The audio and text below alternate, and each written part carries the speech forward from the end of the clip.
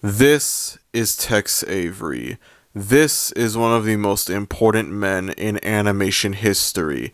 If you have never heard of this guy before you clicked on this video, well, don't feel bad about it, okay? Truth be told, I barely knew anything about this guy before I started working on this video. You're not alone, okay? You're not alone. When I started early work on this video, I knew, yeah, this guy was pretty important to animation history, and that was it.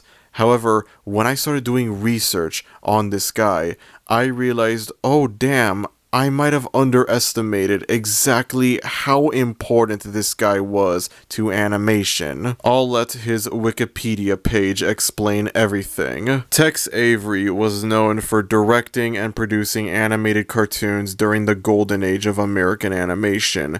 His most significant work was for the Warner Bros. And Metro-Goldwyn-Mayer Studios, where he was crucial in the creation and evolution of famous animated characters such as Bugs Bunny, Daffy Duck, Porky Pig, Elmer Fudd. Yeah, I think you get the idea. This guy is one of the goats of animation. I completely underestimated how important he was to animation history, and I would like to apologize for that. Avery's attitude towards animation was opposite that of Walt Disney and other conventional family cartoons at the time. Avery's cartoons were known for their essentially darker, sarcastic, ironic, absurdist, irreverent, and sometimes sexual tone in nature. Well damn, that's my kind of cartoon right there. Something tells me I'm gonna heavily with this guy's cartoons. They focused on sight gags, surrealist humor, rapid pacing, racial stereotypes. I might have to retract my previous statement. I mean, then again though, this was like the 40s, 50s, whatever. This was during like the censored 11 era. This was like the Donald Duck works for the German man with the funny mustache era, you know, this was during that time period. This is unfortunately not surprising. He may be one of the goats, but he wasn't perfect, unfortunately. And violent slapstick occurring around brash, outlandish characters who broke the fourth wall. So yeah, to make a long story short, this guy was pretty important to animation. I'm sure that at some point or another I have seen this guy's work. Like, I'm sure, like, as a kid growing up watching Cartoon Network, I'm sure I've watched like a few Looney Tunes shorts from him, but generally I'm not very familiar with his work. I kid you not, the only work of his that I'm really familiar with is that one short with, you know, the wolf that's like, you know that gif with the wolf that's like, his eyes are popping out and he's like whistling and whatever, he's going crazy. It was featured in The Mask. Yeah, that's the only thing that I'm really familiar with this guy. Legit, the first thing that I thought of when I started doing research on this guy was, isn't he the guy who made like that horny wolf short? I should have worded that better, I apologize. And lo and behold, he did create that. He is the creator of this short. I'm not gonna lie, there's a part of me that feels like it's probably for the better that I went into today's cartoon not knowing a whole lot about Tex Avery himself, because I feel like that kind of adds to a little bit of a fresh perspective, you know? It kind of makes it fresh. I'm sure like other people that have reviewed the show that we're going to talk about in today's video, they are very familiar with Tex Avery and his work. But me, nah, I barely know anything from him. I know the Down Bad Wolf cartoon, and that's it. That's the most that I know from him. And that's why I think it'll be interesting for me to talk about the wacky world of Tex Avery. So this was a cartoon that came out in 1997. The real Tex Avery died in 1980. He never got to see this show. It's meant to be a homage to his work. It's meant to be like a series of different cartoons. There's like 7 different sub-cartoons included. This is like an anthology thing where you have 3 different segments from 7 different sub-cartoons. So in other words, in this video, we are technically reviewing 7 different cartoons in one video. This show came out in 1997 and it's gotten really bad reviews. Some have called it one of the worst cartoons of all time, a disgrace to Tex Avery's legacy, jealousy, that sort of thing. I don't know if I'm misremembering things, but I think like this show was a meme at one point for a brief period of time. I don't know. I knew nothing about this show in part because I knew nothing about Tex Avery himself. The most that I knew about it was that it was really bad apparently, but I wanted to see what was so bad about it. I wanted to see what was the big deal with this show. Now, the first thing that I want to go over with this show is the theme song that it has, in which, honest to God, this has one of the worst theme songs I have ever heard for any cartoon ever. For a long time, I've believed that High Guardian Spice had the worst theme song of all of the cartoons that I've covered on this series. In all fairness, I think it still does have the worst theme song, but this right here comes at a close second. It's the Can, you know, it's the famous song do do do do do do do do do do. Yeah, everyone knows this song. But the way it is played in this theme song, it is so unbelievably obnoxious, and it didn't leave a very good first impression for when I started watching this show. The Wacky World of Tex Avery is an anthology series. It is split up into 7 different sub-cartoons. I tried to make sure to watch as many segments as I possibly could for each of these 7 cartoons, but it didn't take long before I realized, nah, I just have to watch like a small handful of segments for this one specific sub-cartoon. I don't have to watch every single episode. You're gonna see what I mean later on, trust me. So the first segment that we're gonna go over is Tex Avery. Yes, this is named Tex Avery, named after the man himself. This is a Western-themed cartoon, starring the titular character who is a cowboy, and his many adventures all across the Wild West. Alongside Tex, you have Sid, who acts as his arch-nemesis, appearing in a majority of the episodes, in which most of the time the episodes consist of Tex and Sid fighting against each other. From time to time, there's also this Gooner Bait cowgirl character that appears. As a matter of fact, she appears in the very first episode of the show.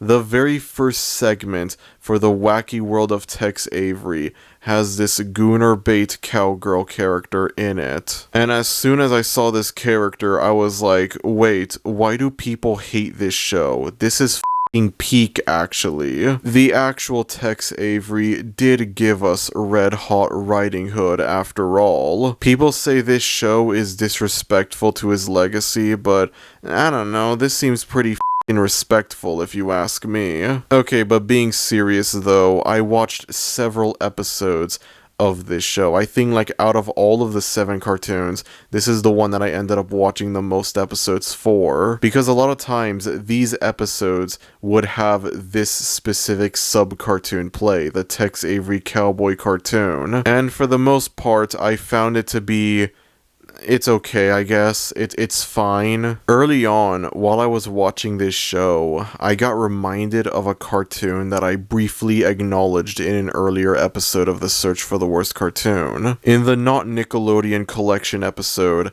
I briefly acknowledged this short-lived, not very popular, not very well-known mid-90s Disney cartoon called The Schnookums and Meat Funny Cartoon Show, which that will never not be a very interesting name. I guess the Schnookums and Meat Show wasn't a good enough name for the executives, you know, they wanted to clarify that this was indeed funny, and this was indeed a cartoon. And I briefly acknowledged this show as being this like Ren and Stimpy knockoff. It had like a very similar like wacky style of humor as Ren and Stimpy. I ended up dismissing it. I didn't actually like properly review it or anything like that because, you know, yeah, I guess it's not wrong to say it's trying to be like Ren and Stimpy, but this was the 90s. There were a lot of different cartoons that were trying to be like Ren and Stimpy. In the same way, you had like 90s games. You had like games in the early 90s during the Super Nintendo, Sega Genesis era that were trying to copy the animal with a radical attitude style of Sonic the Hedgehog, you know, Bubsy and stuff like that. You had a lot of these like failed, forgotten attempts to copy Sonic, to rip off Sonic. In the same way you had that, you also had cartoons that were trying to be like Ren and Stimpy. Cartoons that were trying to emulate the very like wacky, surreal style of humor that Ren and Stimpy has. Sonic the Hedgehog himself would try to copy Ren and Stimpy in the 90s with The Adventures of Sonic the Hedgehog. It all comes full circle. And the wacky world of Tex Avery is yet another one of these Ren and Stimpy-esque cartoons. Cartoons that were trying to be like Ren and Stimpy. Again, I have to make it clear, I'm not super familiar with Tex Avery's work. I'm not familiar with his style. I don't know how close the works of the actual Tex Avery are to Ren and Stimpy, so potentially I would be making a really huge mistake here comparing this to Ren and Stimpy. I don't know. The whole time I'm watching this cowboy cartoon and I'm thinking to myself, okay, this isn't great, I don't love it, but I also don't hate it either. This is just your typical 90s cartoon. This is just your typical, like, you know, Ren and Stimpy-esque cartoon that was prevalent in the 90s. I do feel like if I was more familiar with Tex Avery's work, then yeah, I would probably hate this a lot more. That is something that I did think about when I started watching this show. Is this show genuinely bad? Is this a legitimately bad cartoon? Or is it only considered bad because of Tex Avery's name being attached to it? Like, if this didn't have Tex Avery's name on it, if this wasn't named after Tex Avery, would people hate it as much as they do now? Supposedly, take this with a grain of salt, I'm getting this from the show's IMDb trivia page. The only reason why they used the Tex Avery's name for this series was because his daughter needed the money to send her kids to college, which, yeah, that's interesting if that's true. That would be interesting. The whole time I'm watching this cowboy cartoon, and I think, whatever, it's perfectly fine, perfectly harmless, you know, typical 90s cartoon, that's it. It's not super funny or anything like that, you know. For being something that's supposed to make you laugh non-stop, this is supposed to be like, you know, a laugh-out-loud gut buster. You're supposed to be laughing non-stop watching this. I was mostly stone-faced watching this. I didn't hate it, it was tolerable, it was watchable, but I wasn't laughing at it. I didn't find it hilarious. I did watch several episodes of this cowboy cartoon, and it didn't take long before I noticed something was a bit off when it came to the episode storylines. So one of the episodes that I watched had Tex Avery in the middle of a snowstorm when he comes across this cabin, and then Sid ends up finding the cabin as well. And so throughout the episode, it's a constant back and forth between the two, fighting over who gets to live in the cabin. You know, very basic stuff, nothing really to write home about, but also not bad either. There's actually a pretty funny joke in this episode where Sid comes across a snowman and he makes him come to life, and the snowman is singing about how he's alive and he can do whatever he wants, and then Sid immediately makes him lifeless again. And I don't know why, but I thought that was actually a pretty funny joke. And then later on into the episode, Tex brings the snowman back to life, and the snowman tries to get revenge on Sid. And then by the end of the episode, the cabin is a complete wreck, and as it turns out, it belonged to Goonerbait Cowgirl. Who would have thought? In a rush, both Tex and Sid end up rebuilding the cabin to be much bigger and better. And the episode ends with the snowman inside of the cabin with Goonerbait Cowgirl. And I feel like this right here serves as good motivation. If a snowman can do it, so can you. Never give up, y'all. Never give up. So that's one episode of this cowboy cartoon. And now we move on to another episode. The episode begins with Tex and Sid agreeing to share this mine shaft that they had bought recently, in which they split their gold share 50-50. Half of it goes to Tex, half of it goes to Sid. And then they learn that if one of them dies, the other inherits all of the gold. And just like that, throughout the whole episode, you have Tex and Sid fighting against each other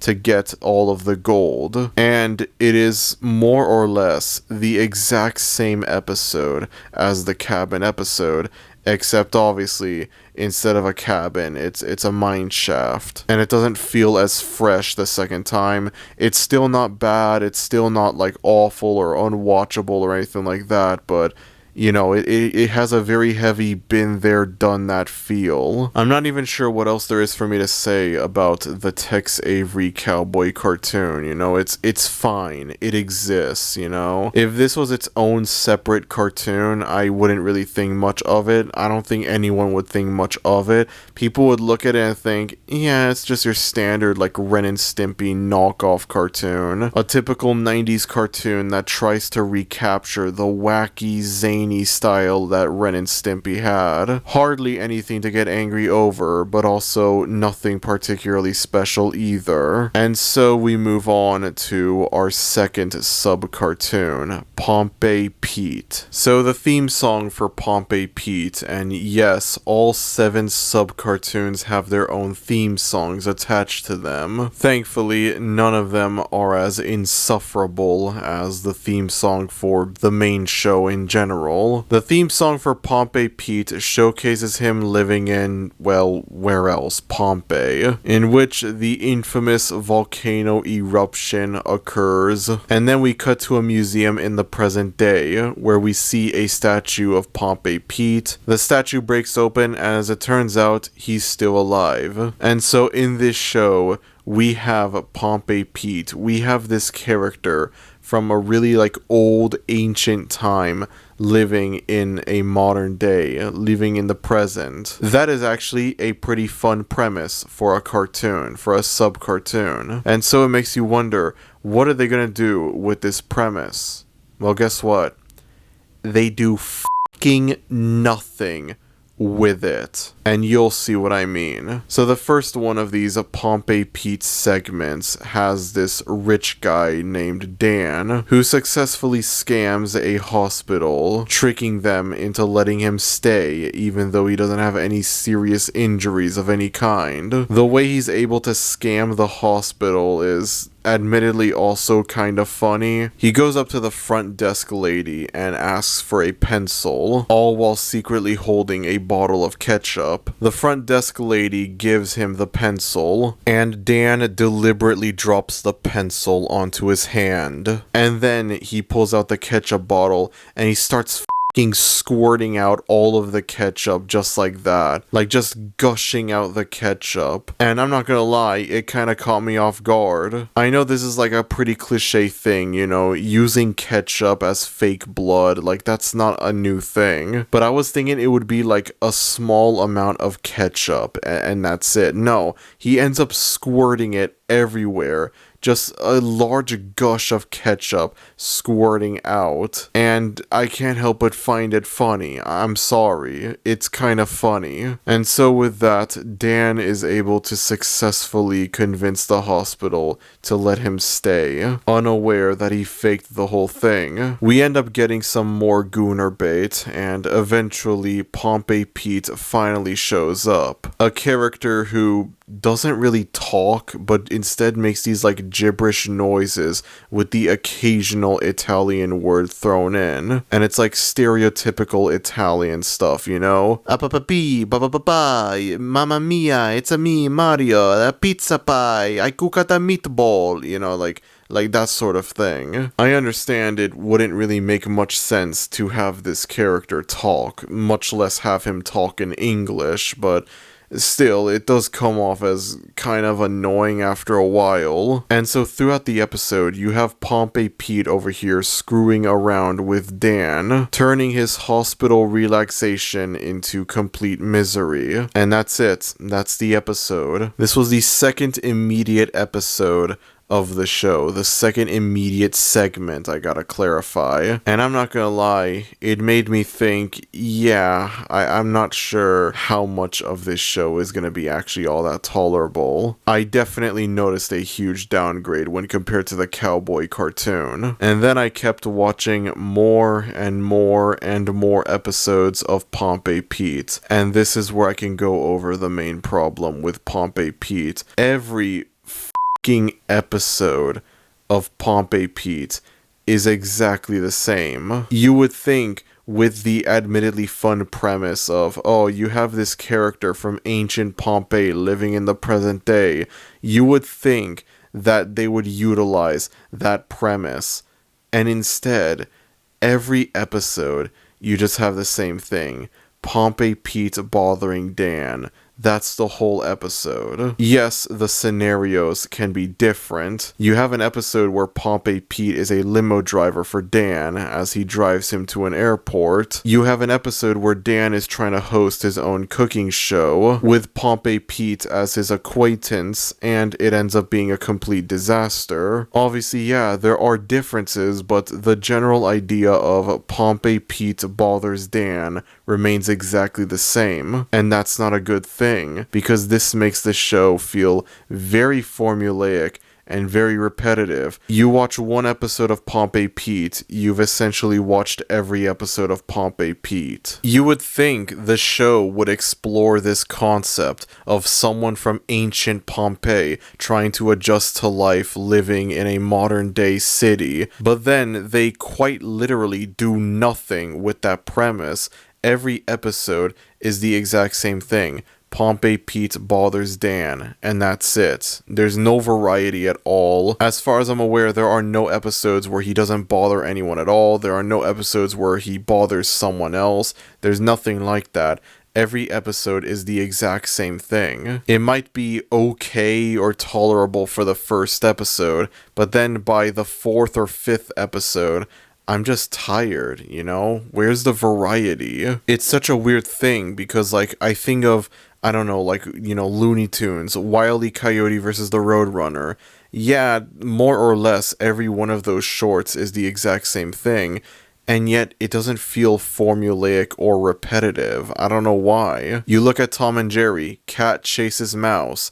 Every short is exactly the same, and yet it never feels repetitive necessarily. I'm not sure what this is doing differently, but there's something about this that makes it not very funny. I feel like what makes this different is that oftentimes the way that Pompei Pete treats Dan is, I really don't want to be that kind of cartoon YouTuber, but I don't think I have much of a choice.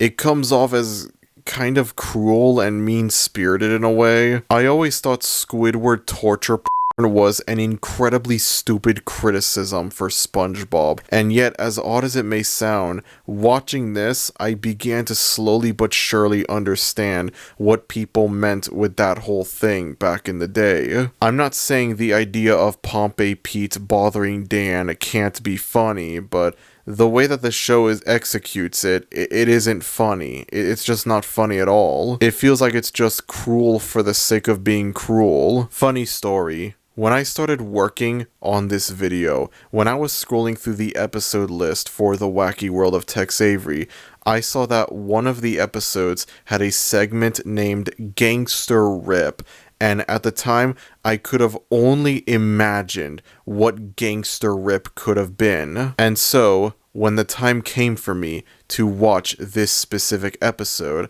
I was curious to see, you know, which one of the 7 cartoons would Gangster Rip be. You can only imagine the heartbreak, the betrayal that I felt when I found out Gangster Rip was a f***ing Pompei Pete cartoon. Now, in all fairness, of the Pompei Pete shorts that I watched, this is probably the least bad one. It's still not very good, but, you know, it's not as bad as the other ones that I watched. In this episode, Dan gets notified by this mob boss that he works for, I guess. I don't know. Letting him know that his cousin is going to be visiting, and he assigns Dan to pick him up and take care of him. And so Dan obliges, knowing that this boss is not someone to be messed with. And so Pompei Pete arrives, and Dan believes that this is the boss's cousin. And so throughout the episode, he tries to take care of Pompei Pete, showing off different secrets and traps and whatever that are within his apartment. And obviously, for the most part,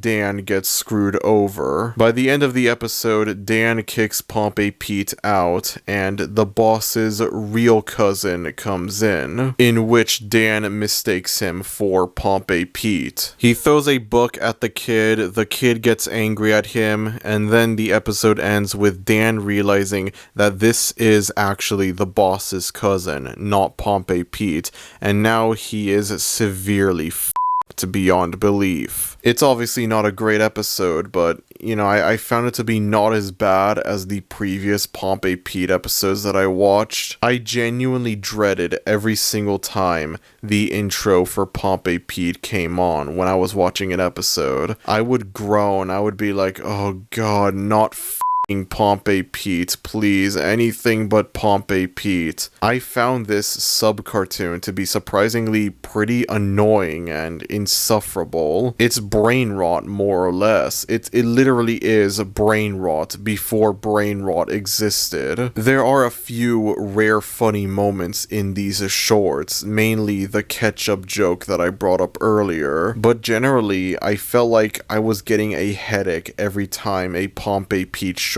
came on. It was a complete 180 from the surprisingly tolerable Tex Avery cowboy cartoons. But of course, my journey was far from done. I still had 5 other shows to go through, and we're gonna go over them right now. And so we move on to our third cartoon, Einstein, which isn't this such a great, visually appealing character design, guys? The show takes place in prehistoric times, where you have the titular Einstein, who obviously is supposed to be a parody of Albert Einstein. I'll give them this, it's a pretty decent pun, who has these other cavemen with him. I don't know how they're related to each other, they just are. Now, although Einstein is extremely smart, the other cavemen are extremely stupid. Almost every episode consists of Einstein trying to show off something new with the cavemen, only for them to completely screw it up because they're stupid. Honestly, I'm not sure how much there is for me to say about Einstein when compared to the other segments. I feel like the main problem with Einstein is that it's just kind of boring. For starters, I have to address this. I don't know why they decided to go with this character design for Einstein. His name is an obvious pun of Einstein. He has a German accent, and he's extremely smart. Why doesn't he look like Einstein? Why is this the character design that they use? I want to imagine it cannot be that hard to create a caveman Albert Einstein. Once again, I think this sub-cartoon suffers from the same problem of being very repetitive. Are you starting to notice a recurring theme throughout this video? There's something that all of these sub-cartoons have in common, but I can't quite put my finger on it. I don't really know how much there is for me to say about Einstein, to be honest. It's kind of boring. It's not as good, decent maybe, I don't know, as the Tex Avery cowboy cartoon, but it's also not as hard to sit through as Pompei Pete. It is perfectly in the middle. Admittedly, it can get a little bit annoying, the stereotypical German accent that Einstein has, combined with the nonsensical grunting of the other cavemen. The first episode of The Wacky World of Tex Avery has a Tex Avery cowboy short included. Okay, the more I record this video, the more I realize it might have been a huge mistake naming the cowboy cartoon after the man himself. You know, next time don't do that, please. Next time don't do that. So you have a Tex Avery cowboy cartoon, and then you have a Pompei Pete cartoon, and then you have an Einstein cartoon. And I remember thinking, oh wow, this was pretty okay actually. This was kind of decent when I was watching the cowboy cartoon. And then I move on to Pompei Pete, which was significantly less good in comparison. Obviously, at the time, I had no idea of how dog shit Pompei Pete would be. And then I move on to Einstein, which wasn't really all that better. You know how I mentioned Pompei Pete is more or less brain rot before brain rot? Yeah, I feel like Einstein kind of comes close to that. The stereotypical German accent that Einstein has and the nonsensical grumbling of the cavemen, eventually it stops being funny. The repetitive nature of the show, where every episode is like, oh, Einstein invents something new and the cavemen screw it up, it gets old after a while. You know, only now do I realize maybe it's when these sub-cartoons came out, that's what's preventing them from being as funny as they should be. This cartoon came out in 1997. This retains the wacky, goofy, zany, Ren and Stimpy-esque humor that a lot of 90s cartoons had, and yet it doesn't work for one reason or another. Something is just missing from this whole thing. I'm sure like if Einstein was like a series of cartoons from the 1940s or 50s or whatever, like if it was made by the man himself, Tex Avery, it would probably be a lot better. It would probably be genuinely funny. The extremely repetitive plot of Pompei Pete bothers Dan could probably be funny if this was like from the 40s or so, the 30s, like in the golden age of animation or whatever. Yet for some reason, having it as a late 90s cartoon, it doesn't work. It doesn't feel as funny as it's trying to be. It doesn't feel as funny as it should be. Also, for whatever reason, Einstein's theme song is "If You're Happy and You Know It, Clap Your Hands," but like a prehistoric version. Why? I have no idea, just because. I don't know why I'm bringing this up, but like, I really don't know what the there is for me to say about Einstein. It exists, I guess. Okay.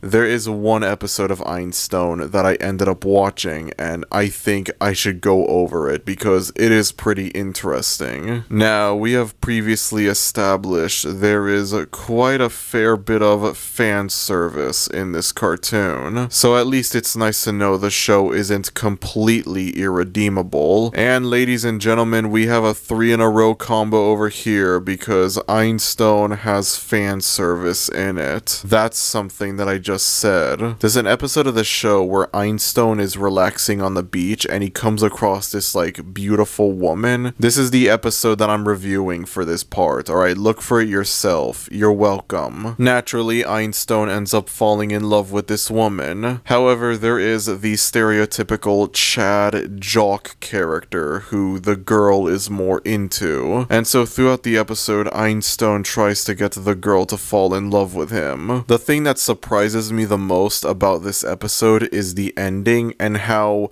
kind of funny it is, surprisingly. See, that's what gets to me. There are a few moments in this show where it's like it's unironically funny. The main thing with this show is that it's supposed to be non-stop laughter from start to finish, and yet it's like only occasionally do I laugh, but, you know, at least I laugh watching it. It's not completely devoid of humor. At the end of the episode, Einstein gets the girl, believe it or not. And so we cut to several years later where we see the woman. Now she's older, she's like more obese, and she's talking on the phone. And then meanwhile, we have Einstein doing all of the chores around the house, taking care of the house. It's funny to me in the sense of like how surprisingly unexpected it is. I genuinely thought this was gonna have like a generic, oh, he doesn't get the girl ending. And then I get subverted. It turns out, no, he does get the girl. And then I get this ending and I'm like, holy crap, this completely caught me off guard. And there you have it, folks, the only interesting episode of Einstein. I think now we can move on to the next cartoon. Our fourth cartoon is Genghis and Connie, obviously a pun on Genghis Khan. The show follows Genghis, who is this cat lion thing. I don't know. He looks like a thundercat. So you have Genghis over here trying to conquer all kinds of different lands, you know. He tries to get the Great Wall of China. He tries to get ancient Egypt. He tries to get that sort of thing. And every single time, his attempts to conquer these places get thwarted by a baby panda named Connie. And that's every episode of this thing. There's little to no variety at all. Obviously the locations change, but the general idea stays the same. You know, for a show called The Wacky World of Tex Avery, I am genuinely surprised by how creatively bankrupt it is. So far, all of these cartoons, they just feel like the same thing, repeated again. Every episode of Pompei Pete is the same. Every episode of Genghis and Connie is the same. What is there for me to say, good or bad, about these cartoons? When I first went into this show, I thought this was going to be one of the hardest cartoons I ever had to review, because I was more or less reviewing 7 different cartoons at once. And then I started watching this show, and I noticed that a lot of these sub-cartoons were very repetitive in nature. Most of them just felt like the same episodes were being repeated again. Every episode of Pompei Pete felt the same. Every episode of Genghis and Connie felt the same. That sort of thing. And that made me think, oh, you know what? This thing is actually going to be extremely easy for me to review. And then somehow it's circled right back around to being extremely hard for me to review, just because of how little there is for me to say about it. How do I review this? What can I say about this? How do I do a great in-depth review of what is essentially a D-tier Looney Tunes cartoon? I don't know. Once again, this just doesn't work. I don't know why. It just doesn't.